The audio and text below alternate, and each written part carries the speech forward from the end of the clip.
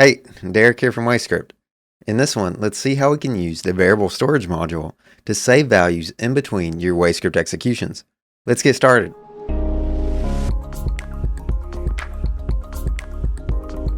Starting off, most of the time, you'll be using two different variable storage modules in your function.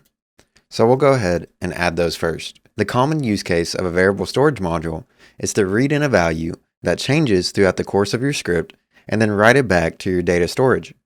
In this example, let's say that we're creating a counter that will go on a web page. Our first variable storage might read in that counter, and we'll do that first.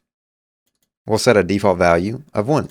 Now that we have this variable, we can make changes to it and then write it back into our storage so we can access it in the next run. We'll do those changes with a simple Python step. So I'll pull that in to our function and then edit code. Since we just want this to increment by 1 each time a visitor goes to that website, we'll just do that in a simple Python step. So we'll say counter is equal to variables counter. So we're referencing the WayScript variable and we're creating a Python one.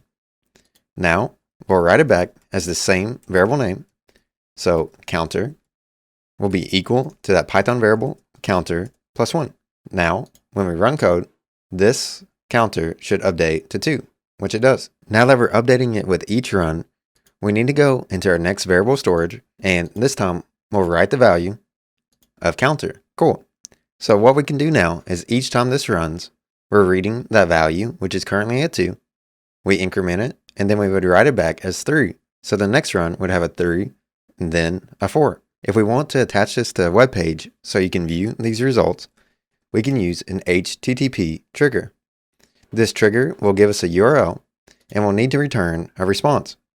That response can have many different things, but we'll use HTML code and give the user back a web page. We'll click on the HTML module and we already have some HTML typed up that we can use in this example. So I'll paste that in here. We have one comment in this code. That way you can use it for your own.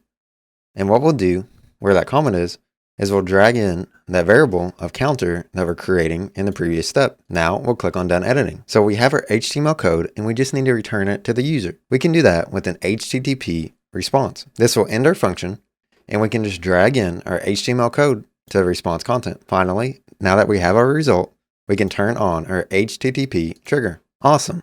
So let's go and check out our brand new web page. We'll click on that link that's to the left when you click on your HTTP trigger. So this is just static HTML, and here is our WayScript variable that we're using as that counter. So each time we visit, this number should increase by 1, which we see that it does. And we know all that's happening is we're reading in that value each time, incrementing it by 1, and then writing it back. The link for this web page will be in the description, so go check it out. If you have any questions or comments about this script, please let us know and we'll help you out. Until next time.